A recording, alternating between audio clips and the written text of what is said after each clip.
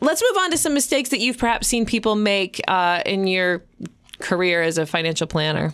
So the biggest mistake I've seen time and time again, working mostly with people approaching retirement, is folks who've saved very aggressively for their children, in particular as it relates to college funding, but skipped out on their own retirement savings in place of that. So the most recent example I can think of is someone who had, I think it was 4 children, each with 6-figure savings accounts that were in their name personally or in a 529 plan. And that person's retirement plan was less than some of the value of their kids' plans. Wow. And they were hoping for an early retirement.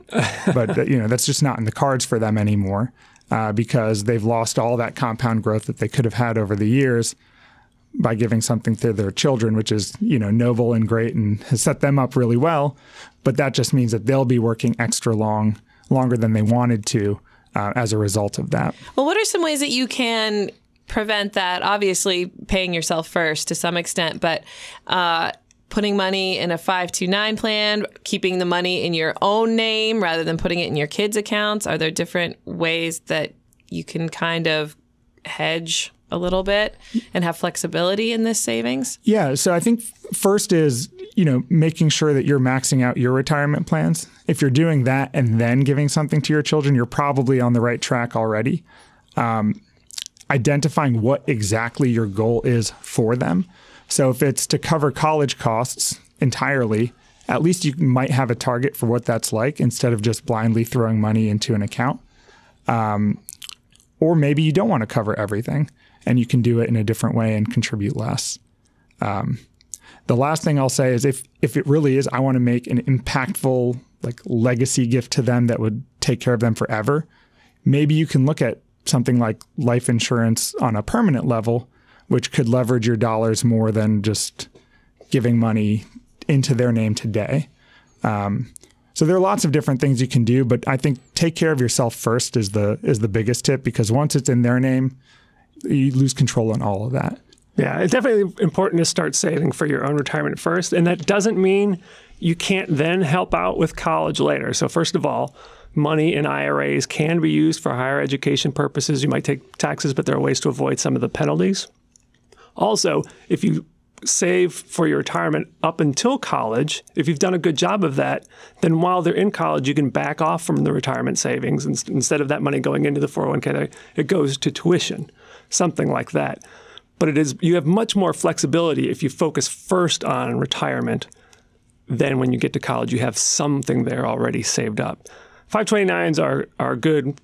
We have them. I think most of the people in this room have them for their kids. Yeah. Yep. And I don't think it's a bad idea to open one up as soon as the kid is born and just put $100 every month, just automatically, just start building that up to have something there. But if you're not saving for your retirement at all, then I would avoid doing that, at least as your first step. All right. What's another mistake that you've seen people make? So the next mistake would be not planning ahead. Some of the things I described earlier are very long and boring processes, like getting your estate plans redone, applying for life insurance. So life insurance can take weeks to get approved for. Estate plan took months to do. And if you wait till after the baby comes, I would probably just not want to deal with it because you have so much else going on. There's so much crying. A lot of crying. So much crying. And that's just from the parents. Laundry. Oh, the laundry. But at least you get a lot of sleep. Yeah.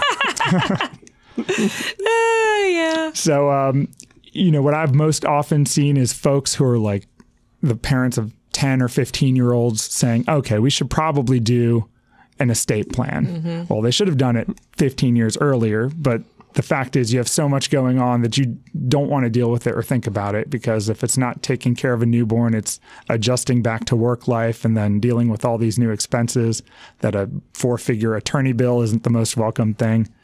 So the more you can get ahead of that, the better it is. And for people listening who don't have kids, but maybe they have relatives who do have kids or are about to have kids, and you're looking for a way to help them and help them financially, helping them identify a good financial planner or a good estate planning attorney and maybe even paying for it, that would be a big step forward. Because when you think of a young family, they don't have time, they may not have money. And to be looking at a big bill for a financial planner or an attorney just may not seem like the best way to spend money from their perspective. Right. But if you have the resources as a grandparent or a parent to these kids, it might be a big help to do that for them. Actually, just a recommendation to someone would be a big help, because as a new parent, you probably haven't worked with a lawyer very often, hopefully. Yeah. So, just trying to find out where to start is a pain in the butt. All right. And the last mistake you want to call out on today's show.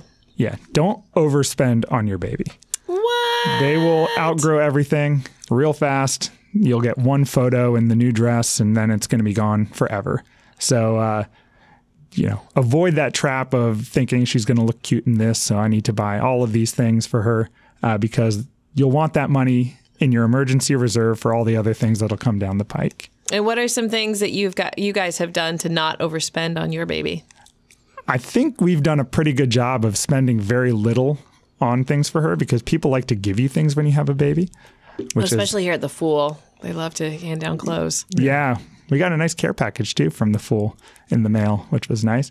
But even family members will buy you things or give you hand-me-downs. So I think we've done a pretty good job of benefiting from the people around us who just want the things out of their house.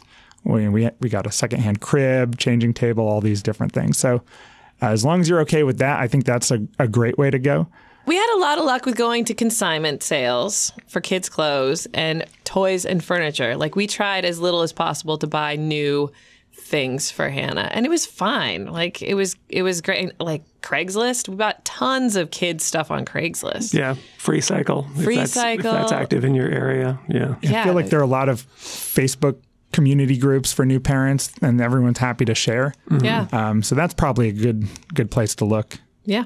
New stuff is for grandparents. Right? That's right. Like grandparents that's their job. All right. How about some resources for people to go read more about being financially responsible with baby? One good one, not necessarily to read more, but to help improve your finances, is You Promise, which is a program that helps give you money back towards mostly college expenses for every dollar that you spend.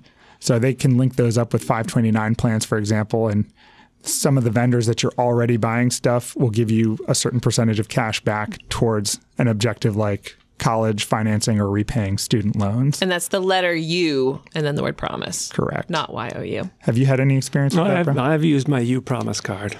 Yeah, so that's good. I've actually seen the You Promise cards out in the world more often, which is neat that people are thinking about that.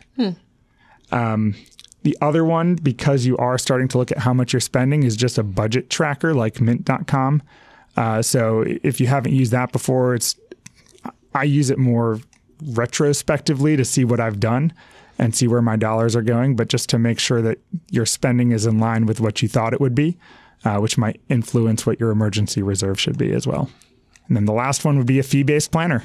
So we've referenced earlier that it's good to work with a financial planner to see what your life insurance needs might be, what your budgets should be like. And it's sometimes hard to do that on your own, either because you don't have the tools or patience, or maybe it's hard to communicate with your spouse about those things. So having a professional third party there who can help kind of put that into perspective for you and look at today versus down the road towards retirement, I think is something that's very valuable to almost everyone.